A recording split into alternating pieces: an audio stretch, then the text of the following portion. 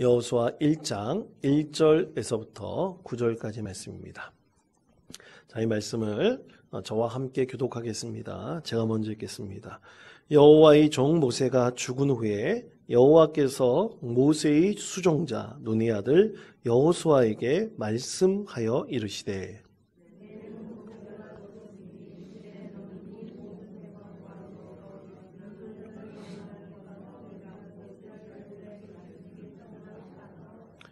내가 모세에게 말한 바와 같이 너희 발바닥으로 밟는 곳은 모두 내가 너희에게 주었노니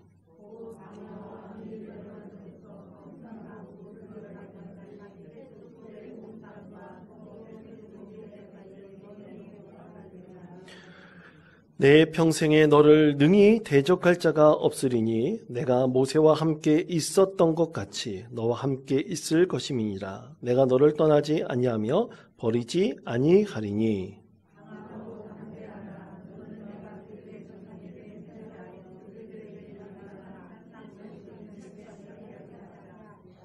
오직 강하고 극히 담대하여 나의 종 모세가 내게 명령한 그 율법을 다 지켜 행하고 우로나 좌로나 치우치지 말라. 그리하면 어디로 가든지 형통하리니.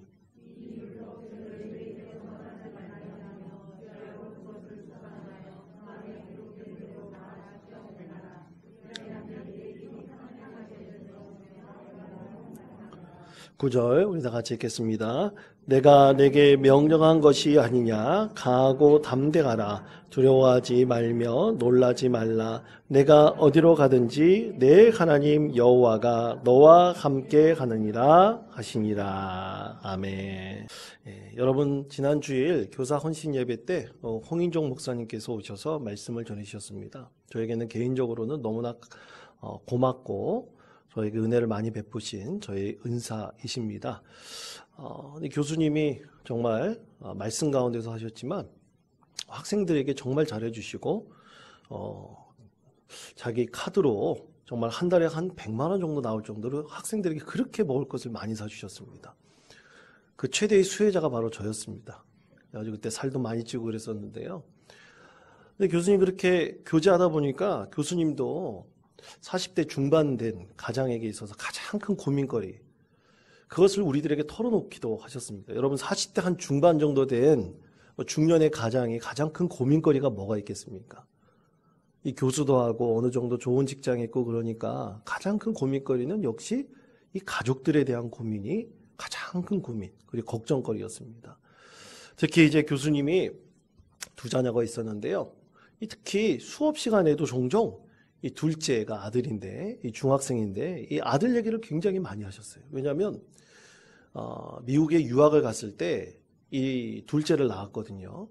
그래서 이 둘째가 이제 오랫동안 미국에 살다가 한국에 들어와가지고 이 꽤 오랜 시간이 흘렀음에도 불구하고 한국에 적응을 못하는 겁니다. 특히 한국에 이 아주 열정적이고 그리고 아주 심각한 이 교육 문제에 있어서 이 교육에 아무리 열심히 공부하고 그래도 이 도저히 따라가지를 못하는 거예요. 특히 사고방식이 어렸을 때부터 미국에서 자랐으니까 모든 생각과 사고가 미국식으로 하는 거예요. 그리고 한국어보다 영어가 더 편하답니다. 영어로 말하는 게 더 편하고 영어로 인식하는 게 더 익숙하다는 거예요. 그래서 시험을 보면 영어 시험은 탑인데 다른 시험은 다 속된 말로 꽝인 겁니다. 도저히 따라가질 못하는 거예요. 그러니까 아이가 학교에도 잘 적응하지 못하고 또 한국 문화에도 제대로 순응하지도 못하고 그러다 보니 공부도 안 하고 또 특히 그때 이제 오락에 가장 활발해지고 있었던 그런 때였었거든요. 오락에 빠져가지고 아이들이 이 아이가 제대로 공부를 하지 않아서 이 교수님에게는 큰 걱정과 근심거리였습니다. 그래서 얘를 유학을 시켜야 되나, 이 중학교를 졸업하고 곧바로 외국으로 보내야 되나, 이 굉장히 걱정이 많으셨어요. 그런데 그때 당시에 여러분 우리나라에 이렇던 광풍이 있었습니다. 그것은 원정 출산이었어요. 다 미국 시민권자 만들려고 이 배를 이렇게 불러가지고 부모님들이 좀 이제 가진 부모님들이 계시면 다 비행기를 타고 미국 가서 이 출산을 하는 것이 붐이었습니다. 여러분도 아마 기억하실 거예요. 그리고 그때 조기 유학도 굉장히 큰 붐이었습니다. 기력의 아빠 문제들도 심각해졌어요. 그러다 보니 이 교수님은 교육자 아닙니까? 학생들 보기에도 혹시라도 자기 아이를 외국에 보내서 공부시키면 이게 조기 유학의 광풍을 타가지고 그런 거 아닌가? 오해를 살까 봐.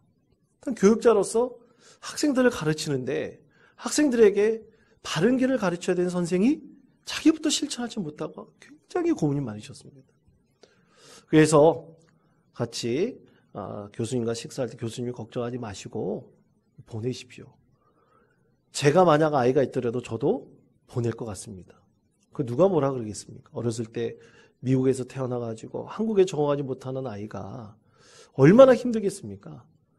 교수님도 곰곰이 생각하시다가 나중에 기도해 보시고 아이를 유학을 보냈어요. 그래서 오신 다음에 얼마 전에 오셔서 말씀 전하시고 같이 식사를 나누는데 제 마음속에 그 아이가 가장 걱정이 되더라고요. 하도 많이 들어가지고 어떻게 됐는지 물어봤습니다. 그랬더니만 이제 미국에서 대학도 졸업하고 석사과정 하고 있는 사이에 늦은 나이에 여러분 우리나라는 군대 갈 때 징병제 아닙니까? 미국은 모병제잖아요. 근데 이 아이가 스스로 군대에 장교로 지원을 했다고 합니다.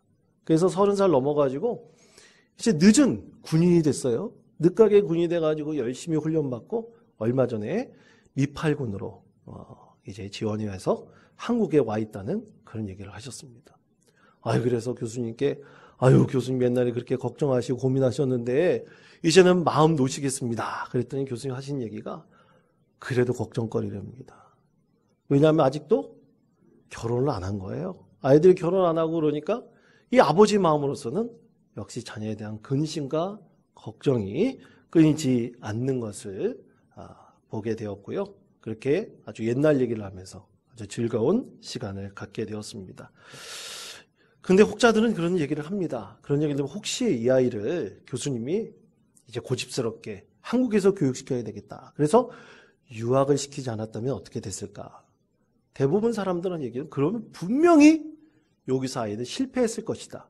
잘못된 길을 갔을 것이다. 라고 판단을 하고 그렇게 예측을 합니다. 그런데 여러분 그것도 섣부른 판단입니다. 수십 년이 지난 다음에 우리 아이들의 인생이 어떻게 되었는지도 확실히 모릅니다. 그러나 그때 유학을 보내고 또 외국에서 공부를 시키면서 지금 자기 스스로 갈 길을 찾아가고 자기 인생을 믿음 안에서 살아가는 그것을 보았을 때 그때의 선택이 잘된 것이라고 우리가 되짚어 보면서 우리가 하나님의 은혜에 감사하는 것이지 우리에게 어떤 인생이 펼쳐지든 아무도 모릅니다. 우리에게 확실하게 결정된 좋은 길, 확실한 길이란 것은 우리에게 있을 수 없습니다. 얼마 전 아내하고 이제 속초를 가는데 여러분 속초에 쭉 가다 보면 용대를 가기 전에 터널이 있지 않습니까? 터널을 지날 때쯤 집에 뭔가 두고 온 게 생각이 났어요. 그래서 빨리 집으로 돌아가야겠다. 그래서 터널 지나면서 옆길을 보니까 인제로 돌아가는 길이 있더라고요. 그래서 잽싸게 내려갔습니다. 내려가가지고 보면 여러분 길 밑으로 내려가면 뭐가 있어요? 토끼굴 같은 것이 보통 있잖아요. 그래서 토끼굴로 이렇게 지나서 유턴해서 올라오면 다시 원통으로 들어가는 큰 길로 갈 수 있겠다 생각을 했는데 완전히 예측이 빗나갔습니다. 길이 없는 거예요. 도저히 더 이상 올라갔다면 큰일 날 것 같아요. 그래서 차를 멈추고 뒤로 물러가지고 다시 토끼굴로 거꾸로 들어갔습니다. 그래서 나왔어요. 근데 그때부터 머리가 새하얘지는 거예요. 도저히 길을 모르겠는 겁니다. 할 수 없이 도움을 받았죠. 누구의 도움을 받았을까요? 내비도 스마트폰 내비의 도움을 받았습니다. 스마트폰 내비의 도움을 받으니까 스마트폰이 확실한 한 가지 길을 가르쳐 주더라고요. 근데 산길을 가르쳐 주는데 확실하겠다 그래서 산길로 올라갔습니다. 근데 한참을 올라가는데 끝이 보이지 않는 거예요. 보통 예상으로는 그렇게 산길을 가면 그 임도를 이렇게 쫙 안내해 주다가 어느 순간에는 큰 길로 안내해 줄 줄 알았는데 큰 길로 안내해 주지 않고 계속 끊임없이 막힌 길 없이 계속해서 산길로 올라가는 겁니다. 마음이 불안하기 시작했어요. 여러분, 내비가 하나님일까요? 아닙니다. 분명히 틀릴 수도 있어요. 길이 끊긴 것이 혹시 제대로 지도가 이제 업데이트 되지 않아서 끊긴 건 아닌가? 이 불안한 마음이 들었습니다. 그래도 내비는 계속해서 가르쳐주고 있어요. 그런데 갈 길을 도저히 모르겠는 거예요. 할 수 없다. 내비를 하나님처럼 믿고 가자. 그래서 계속해서 직진해서 올라갔는데 한 30분 정도 올라갔습니다. 그랬더니 어두운 뒷길로 나오더라고요. 그래서 집으로 무사히 돌아와서 다시 볼일을 볼 수가 있었습니다. 여러분, 그것을 보면서 확실한 길이 과연 있을까? 아무리 스마트폰 내비가 정말 그것을 잘 들으면 좋은 길로 안내해주고 빠른 길로 안내해준다 할지라도 내 마음속에 한 번도 가보지 않은 길, 한 번도 경험해보지 않은 길을 가다 보니까 또 그리고 그 산길을 가다 보니까 불안한 겁니다. 믿을 것이 없습니다. 나에게 딱 믿는 그렇게 확실한 무엇인가 있는가? 과연 나에게 좋은 길은 있는가? 그것에 대해서 확실한 무언가 믿음을 가질 수가 없었습니다. 사랑하는 성도 여러분, 우리에게 정확하고 확실한 길이 무엇인지 알지 못하고 방황을 한다면 여러분 오늘 우리에게 주신 이 여호수아에게 주신 하나님의 말씀을 통해서 여러분 그 믿음의 길을 우리가 알지 못하는 그 길에 대한 해답을 얻으시는 믿음의 성도 되시기를 바랍니다. 여러분 모세의 뒤를 이어서 이스라엘 백성들을 가나안 땅으로 인도한 그 지도자로 하나님께서는 여호수아를 세우셨습니다. 여호수아를 아예 지목하셨죠. 다른 사람이 세운 것이 아니라 하나님께서 지목하셨습니다. 그리고 그에게 믿음으로 확실한 길을 가르쳐 주겠다 약속하신 분이 바로 하나님이셨습니다. 여러분 그런데 사람은요, 제가 산길을 헤매면서 확실한 무엇인가 알지 못하고 불안했듯이 우리는 확실한 길을 분명히 알 수가 없습니다. 그러나 우리에게 온전한 길을 알려주신 오직 유일한 한 분은 하나님이시라는 것을 우리는 이 말씀을 통해서 분명히 알 수가 있습니다.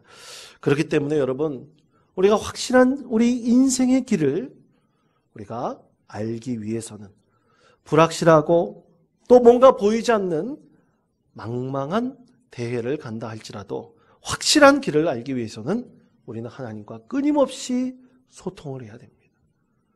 마음속에 불안함이 있더라도 하나님과 끊임없이 소통하다 보면 하나님께서 언젠가 우리의 여러 갈래길이 있다 할지라도 그 길을 통해서 하나님께서 확실한 은혜를 우리에게 내려주시고 그 길을 보여주십니다. 여러분 오늘 여호수아에게 하나님께서 하신 말씀을 한번 우리가 나눠보십시다. 자, 여호수아 1장 3절의 말씀입니다. 1장 3절의 말씀을 다 같이 한 목소리로 읽겠습니다. 내가 모세에게 말한 바와 같이 모두 내가 너희에게 주었노니. 아멘. 자, 하나님께서 모세에게 약속하신 그 말한 바와 같이 받는 모든 것을 누구에게 주었다고 했습니까? 너희에게, 이스라엘 백성들에게 주었다라고 말씀을 하셨습니다. 여러분 그런데 이것을 어떻게 주셨다고 확신할 수 있겠습니까? 여러분 사람의 마음은 늘 불안정합니다. 그렇기 때문에 하나님께서 이렇게 말씀하시더라도 그것을 확증할 수는 없습니다. 그런데 사람은 그렇다 할지라도 확실하다고 하시는 하나님만이 그 우리의 확실한 그 길, 분명한 그 여정을 알고 계시죠. 그렇기 때문에 하나님께서는 오늘 여호수아에게 모세에게 말한 것과 같이 너희 발바닥을 밟는 곳은 모두 내가 너에게 주었다. 우리 하나님께서 확실하고 분명하게 말씀을 하십니다. 그렇다면 어떻게 하나님께서 이렇게 말씀하실 수 있을까요? 여러분 우리가 찬양 중에 하나님 한 번도 나를 실망시킨 적 없으시고 언제나 공평과 은혜로 나를 지키셨네. 여러분이 찬양하시죠? 하나님 한 번도 나를 실망시킨 적 없으시고 언제나 공평과 은혜로 나를 지키셨네. 이 찬양에 보면요, 하나님께서 우리를 한 번도 실망시킨 적 없다고 말씀하고 우리가 그렇게 찬양을 합니다. 근데 여러분, 우리가 그걸 어떻게 합니까? 하나님께서 우리를 한 번도 실망시키지 않으셨다는 것을 우리가 어떻게 확증합니까? 어떻게 그것을 알 수 있습니까? 왜냐하면 우리가 알 수 있는 것은 하나님께서는 사람과 다르게 실수가 없으신 분이시기 때문입니다. 그렇기 때문에 절대로 우리를 실망시키지 않으시죠. 그런데 문제는 나의 기대와 소망이 하나님과 분명히 다르기 때문입니다. 그렇기 때문에 여기에서 문제가 나타나고 불안하고 두려운 마음이 듭니다. 나의 기대와 소망이 너무나 하나님과 다르기 때문에 우린 그 사이에 간격이 너무나 넓어서 우린 그 가운데 채울 수 없는 불안과 두려움이 우리를 엄습해 올 때가 분명히 있습니다. 사랑하는 성도 여러분, 이때 우리는 나의 기대와 소망을 내려놓고 하나님께서 확실한 길을 보여주시기를 간구하고 기도하는 것이 바로 믿음의 여정이고 믿음의 훈련입니다. 우리는 이렇게 예배 가운데서도 믿음의 여정과 믿음의 훈련을 받습니다. 그 가운데서 하나님께서 응답하시는 것을 깨닫게 되고 나의 기대와 소망이 하나님께서 확실하게 보여주신 것과 다르다면 우리는 조금씩 나의 기대와 소망을 내려놓게 됩니다. 이제 하나님께서는 여호수아를 이 시험대에 올려놓으셨습니다. 그의 믿음의 여정이 시작되었습니다. 믿음의 훈련이 시작된 것입니다. 그러나 그는 모세와 다릅니다. 모세와 동일할 수 없습니다. 모세만큼 하나님께서 인정한 사람이 될 수는 없습니다. 다른 길을 찾아야 되죠. 모세와 다른 인생의 여정을 선택해야 됩니다. 그때 그는 자신의 기대와 소망을 이제 조금씩 내려놓게 되면서 하나님의 기대와 소망을 조금씩 보게 됩니다. 그러면서 하나님께서 여호수아 1장 3절에서 말씀하신 그것이 하나님의 기대와 소망임을 분명히 깨닫고 하나님께서 그에게 보여주시고 확실하게 해주신 그 약속이 무엇인지, 그 믿음의 길이 무엇인지를 그는 분명히 깨닫게 될 것입니다. 자, 사랑하는 성도 여러분, 그러면 하나님께서 모세와 다르게 이 여호수아에게 보여주신 확실한 믿음의 길, 그 약속은 과연 무엇일까요? 여러분, 오늘 우리의 교재는 그것을 그 구약 공과 교재는 두 가지로 말씀하고 있습니다. 첫째, 그것은 내가 너를 버리지 않겠다 하는 하나님의 약속입니다. 자, 여호수아 1장 5절의 말씀입니다. 이 말씀 우리 다 같이 한 목소리로 읽겠습니다. 내 평생에 너를 능히 대적할 자가 없으리니 내가 모세와 함께 있었던 것 같이 내가 너를 떠나지 아니하며 버리지 아니하리니. 아멘. 그렇습니다. 하나님께서 여호수아에게 제시하신 확실하고 실수 없는 바로 그 길, 그 약속. 그래서 하나님께서 모세와 함께 있었던 것처럼 너를 어떻게 하시겠다고요? 떠나지도 않고 버리지도 않겠다 약속하신 것입니다. 이것이 확실한 하나님께서 보증하신 믿음의 길입니다. 모세와 함께 하고 함께 하셨던 것처럼이라고 하나님께서 분명히 약속하셨습니다. 그런데 왜 모세를 거론하셨을까요? 여러분, 우리가 무슨 실험을 한다고 한번 생각을 해보세요. 실험할 때 있어서 가장 필요한 것이 이 샘플링입니다. 이 샘플링을 잘해야 돼요. 샘플링을 잘못하면 실험의 결과가 완전히 잘못 나타날 수가 있습니다. 하나님께서 모세를 말씀하신 것은 모세가 여호수아가 보았던 확실한 믿음의 샘플이었기 때문입니다. 왜냐하면 모세의 비석격처럼 언제나 그의 옆을 붙어 다니며 그가 행했던 모든 믿음의 여정을 함께 하였던 사람이 바로 여호수아였기 때문이죠. 그래서 여호수아에게서는 모세는 참으로 그의 믿음의 길을 안내해주는 중요한 샘플이었습니다. 그래서 모세에게 했던 바로 그것처럼 내가 너를 버리지 않겠다, 너를 떠나지 않겠다는 하나님의 이 약속의 말씀은 그의 믿음의 여정에 있어서 가장 확실한 보증이었습니다. 여러분, 우리도 믿음의 길을 갈 때 반드시 샘플이 필요합니다. 근데 여러분, 우리는 샘플을 찾을 때 나의 신앙의 수준과 너무나 다른, 너무나 신앙적으로 성숙하고 너무나 높은 한 대상을 찾으려고 그래요. 그러면서 바라봅니다. 나도 저렇게 될 수 있을까? 확실하건대 그렇게 될 수 없습니다. 그렇게 놀랍고 뜨겁게 그렇게 하나님을 사랑했던 그 한 사람과 같이 나는 되기는 어렵습니다. 그럼 어떤 사람을 찾아야 되느냐? 여러분, 우리의 신앙의 주변에 우리의 믿음의 여정을 함께했던 우리 공동체 안에서 참으로 여러분에게 믿음의 좋은 샘플이 될 수 있는 그 믿음의 동역자를 여러분 찾으시기를 권면드립니다. 그리고 어떤 분은 참으로 내가 믿음의 여정에 있어서 실패한 것에 대해서 부끄러워하시는 분도 있어요. 그러나 그 실패 가운데 그것을 벗어난 믿음의 경험은 나에게 너무나 중요한 믿음의 샘플이 될 수가 있습니다. 왜냐하면 그것이 나에게는 그런 똑같은 상황에서도 벗어날 수 있는 길을 우리 하나님께서 그를 통해서 알려주시고 안내해 주시기 때문이죠. 여러분, 그러므로 우리 주변에 그런 분들이 있다면 함께 믿음의 교제를 많이 하시고 또 함께 기도하시며 주님께서 우리에게 베풀어 주신 그 믿음의 길이 무엇인지를 함께 나누시는 우리 믿음의 성도 되시기를 바랍니다.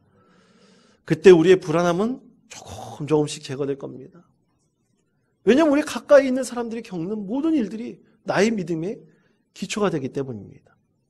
여러분, 그런 믿음으로 우리 함께 믿음의 여정을 나누시는 모세와 같은 사람, 또 여호수아와 같은 사람, 또 우리 믿음의 여정 가운데 함께 기도해 줄 수 있는 믿음의 동역자들을 많이 만드셔서 우리 신앙의 여정이 하나님께서 너를 버리지 않겠다라는 그 말씀의 의미를 귀하게 깨닫는 참으로 복된 믿음의 성도 되시기를 바랍니다. 두 번째로는 감당할 만한 새 힘을 주신다라고 하나님께서 여호수아에게 약속하셨습니다. 그렇게 믿음의 여정을 보증하셨습니다. 자, 여호수아 1장 9절의 말씀 우리 다 같이 한 목소리로 읽겠습니다. 내가 내게 명령한 것이 아니냐? 강하고 담대하라. 두려워하지 말며 놀라지 말라.